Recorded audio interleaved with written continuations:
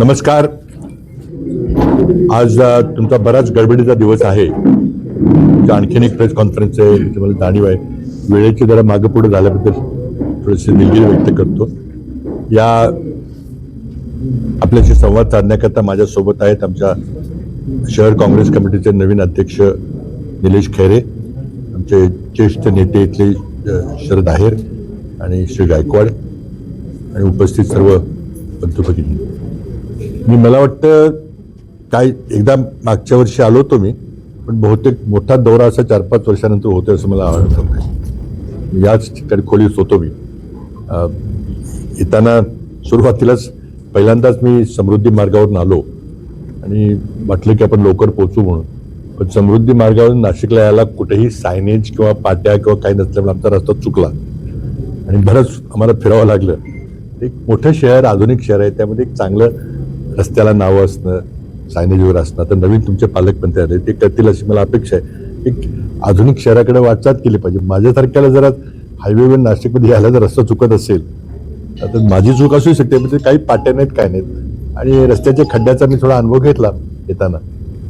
पण खूप काल माझं एक व्याख्यान होतं, त्याकरता मी आलो होतो. काल राजीव गांधी जयंती होती आणि काल आमचे नरेंद्र दाभोळकर यांची पुण्यतिथी होती. त्याची 13 वर्षापूर्वी या विशिष्ट विचाराच्या लोकांनी हत्या केली होती आणि म्हणून मी तो कार्यक्रम घेतला. आणि त्याचा सकाळीच आम्ही काँग्रेस कमिटीमध्ये फोटोला पुष्पहार घालून श्रद्धांजली अर्पण केली होती. नंतर संध्याकाळी कार्यक्रम झाला. आजचा दिवस मी आहे आपला, मला की आपल्याशी वार्तालाप करावा म्हणून आपल्याला बोलवले. मी काही सकाळपासून जे ऐकतोय धक्कादायक आहे सगळं ते, आणि त्यामुळे मी थोडेसे नाशिकच्या आणि राज्याच्या प्रश्नावर पहिल्यांदा बोलणार आहे आणि मग 1-2 राष्ट्रीय प्रश्नांबद्दल बोलणार आहे. नंतर आपण बोलू शकता. सगळ्यात जो ज्वलंत प्रश्न जो मला आढळला, लोकांनी जो तक्रार केली, आणि मी आणखीनही सांगू इच्छितो, कालच आमच्या शहर काँग्रेस कमिटीने निलेश खैरे यांच्या अध्यक्षतेखाली नवीन अभियान सुरू केलं, हक्काचं शहर हक्काचं नाशिक.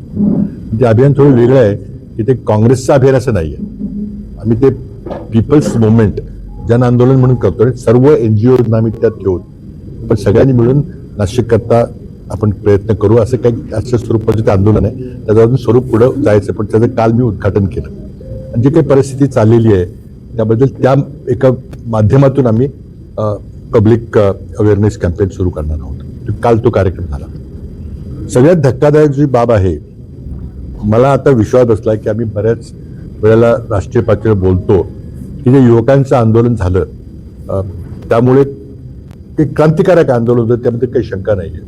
जे प्रस्थापित राजकीय पक्षांना शक्य झालं नाही ते त्या युवकांच्या आंदोलनाने करून दाखवलं आणि सरकारला एका मंत्र्याचा राजीनामा द्यावा लागला. पहिल्यांदाच 12 वर्षामध्ये मोदी सरकारच्या मंत्र्यांनी जबाबदारी त्यांनी स्वीकारली नाही, पण त्यांना जबाबदारी घ्यावी लागली आणि राजीनामा दिले.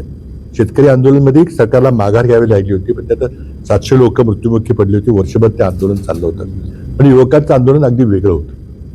मला वाटतं तशा प्रकारचं एक आंदोलन नाशिक शहरामध्ये करणं गरजेचं आहे. मी पाहिलं की नाशिकला कुंभमेळा होतो, एक हिंदू धर्मातला एक पवित्र सण आहे. मी मुख्यमंत्री असताना देखील एक अर्ध कुंभ किंवा कुंभ झाला होता, त्याला आम्ही काही निधी दिला होता, कारण ते सुखसोयी झाल्या पाहिजेत. आता जे मी काय बघतोय ते अतिशय शॉकिंग आहे, धक्कादायक आहे.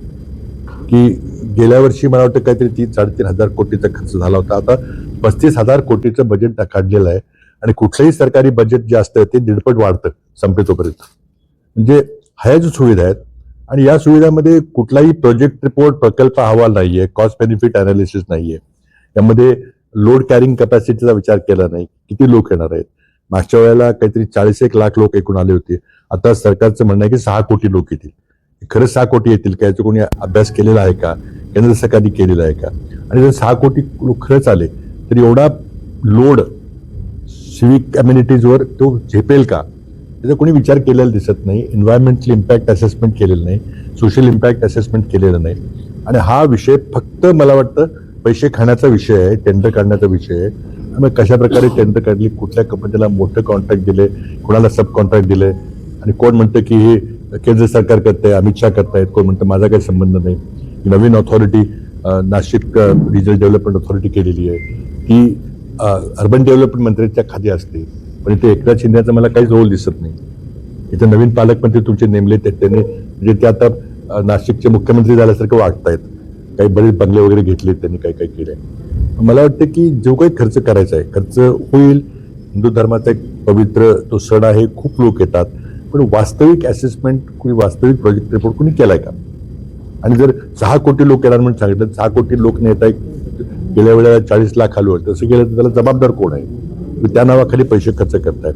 हे जे सरकार आहे ते फक्त सिव्हिल कॉन्ट्रॅक्टिंगमध्ये त्याचं इंटरेस्ट लक्ष आहे. समृद्धी मार्ग झाला तर मी मागे सांगितलं की त्याच्या पूर्ण बाकीच्या गोष्टी काही पूर्ण झालेल्या नाहीत. समृद्धी मार्ग फक्त कॉन्ट्रॅक्टर करता होता का लोकांच्या करता होता, हा एक प्रश्न निर्माण होतो. कारण मी काल येताना पाहिलं काही सुखसोयी अम्युनिटीज काही केली नाहीत, रस्त्याला कुठं थांबे सुद्धा केलेले नाहीत. म्हणजे ते क्लिअर आहे. आता तुम्ही शक्ती मार्ग काढला 1 लाख कोटीचा, संपेल तोपर्यंत तो 1.5 लाख कोटीकडे जाईल. आणि कुंभमेळा करता तुम्ही 35,000 कोटीचं बजेट केलंय, म्हणजे शॉकिंग बजेट आहे. आणि तुम्ही नाशिकच्या लोकांना विचारलंय का आपल्याला काय पाहिजे ते, आपण काय केलं पाहिजे? आणि सर्वात मोठी गोष्ट की एवढा लोड कुठल्याही टुरिझम डेस्टिनेशन करता लोड कॅरिंग कॅपॅसिटी आहे अत्यंत विषय महत्वाचा असतो. आणि काही देशामध्ये तर टुरिस्टवर बंदी टाकली जाते की ह्याच्यापेक्षा आम्ही सिव्हिल लोड सहन करू शकणार नाही. आता मला कोणीतरी निरंजन टक्के वगैरे आले होते, त्यांनी मला माहिती दिली काहीतरी. आता समजा 40 लाख लोक एका दिवशी शाही स्नानाच्या दिवशी तर आले आणि त्यांनी समजा स्नान वगैरे केलं, शौचालय गेले, तर लोड तुम्हाला झेपणार आहे का? आणि सगळं वेस्ट तुम्ही जर गोदावरी नदीमध्ये टाकणार आहे, त्याचं पर्यावरणाचं तुम्ही असेसमेंट केलंय का काही? कुठेतरी व्यावहारिक, म्हणजे माझी पहिली मागणी आहे की आता सरकारला विचारणार आहे, मुख्य सचिवाला आणि इथल्या आयुक्तांना वगैरे, की तुम्ही प्रोजेक्ट रिपोर्ट आहे का? मी विरोधी पक्षनेते विजय वडेट्टीवार यांनाही फोन करून सांगितलं की तुम्ही तुमच्या अधिकृत अधिकार वापरून तुम्ही प्रोजेक्ट रिपोर्ट मागवा. मी सतीश पाटलांनी बोललो, पण हा प्रोजेक्ट रिपोर्ट घेऊन त्याच्यात उघड चर्चा, पब्लिक हिअरिंग झाली पाहिजे. मी काँग्रेस कमिटीलाही सांगणार आहे की तुम्ही ते प्रोजेक्ट रिपोर्ट अनालिसिस करा, सगळ्या तज्ञांना बोला, बाहेरच्या तज्ञांना बोलवा, मुंबईच्या लोकांना बोलवा, पुण्याच्या लोकांना बोलवा, दिल्लीच्या लोकांना बोलवा. आणि हे एवढं अफाट हे आहे सगळं, खरंच काही होणार असेल तर मग त्याचा आपल्याला सायंटिफिक अभ्यास केला पाहिजे. म्हणजे बोगस फक्त आकडा फुगवण्याकरता करणार असाल तर कुणाला तुम्ही जबाबदार धरणार आहे? आता मी एक बातमी वाचली की कुंभमेळ्याचं मंत्रालय करून तुमच्या पालकमंत्र्यांना मंत्री केले. मंत्री काय, ही घटनात्मक तरतूद आहे मंत्री, ही काय कोणीतरी छापायची तरतूद नाहीये. म्हणून मी माझ्या कार्यालयाला सांगितलंय की तुम्ही गव्हर्नर ऑफिसला विचारा की मुख्यमंत्र्यांनी सैनिक असं नवीन खातं तयार केलंय का? आपलं मोगाम आपण वर्तमानपत्रात छापतो की मंत्री झाले म्हणून, तर आम्ही विनोदाने म्हणतो की हे नाशिकचे मुख्यमंत्री झाले म्हणून. ते झाले असेल तर सांगा, मग कॅबिनेटमध्ये निर्णय झालाय का की मुख्यमंत्र्यांनी आपल्या अधिकारामध्ये नवीन मंत्रालय केलंय का? आणि हे काम नाशिक रिजनल डेव्हलपमेंट अथॉरिटी जी अर्बन डेव्हलपमेंट खात्याकडे एकनाथ शिंदेच्याकडे ती करणार आहे तर कोण? महाजनच्याकडे कुठलं खातं आहे? गोदावरी खातं आहे, ते गोदावरी खातं करणार आहे. कोण करणार आहे? काहीतरी क्लॅरिटी पाहिजे ना. तुम्ही 35,000 कोटीचा आकडा केलाय, कसा खर्च करणार आहे, काय करणार आहे? म्हणजे इतकी गंभीर बाब आहे. आणि मला वाटतं हे सरकारकडे पाशवी बहुमत आहे. विधानसभेत आमचं काही चालत नाही, आमचे फार कमी लोक आहेत. पण ते कमी लोकात सुद्धा पक्ष फोडाफोडी चाललेली आहे. आपण बघितलं उबाटाचे खासदार कसे फोडले. आता त्यांचे सत्ताधारी पक्ष आम्हाला सांगतो की आता एक राहिला पक्ष, त्याचे बघतो आम्ही काय चाललंय ते. म्हणजे एक कुठला पक्ष राहिलाय तेवढं माहिती आहे तुम्हाला, ते लोकसभेची संख्या गोळा करायला चालले. नंतर म्हटले ते संपले की मी आमदारांच्याकडे लक्ष देणार आहे. म्हणजे त्यामुळे आम्ही संविधानिक मार्गातून आम्ही काय करू शकू मला माहित नाही, लिमिटेशन्स आहेत. त्यामुळे जन आंदोलन उभारल्याशिवाय, आणि हे जनजीचे आंदोलन दाखवून दिले की जनतेचा रेट्या पुढे सरकारला नंतर घ्यावं लागतं. याकरता पैसे खर्च करायची हरकत नाही. राज्य सरकार नाशिक करता पैसे खर्च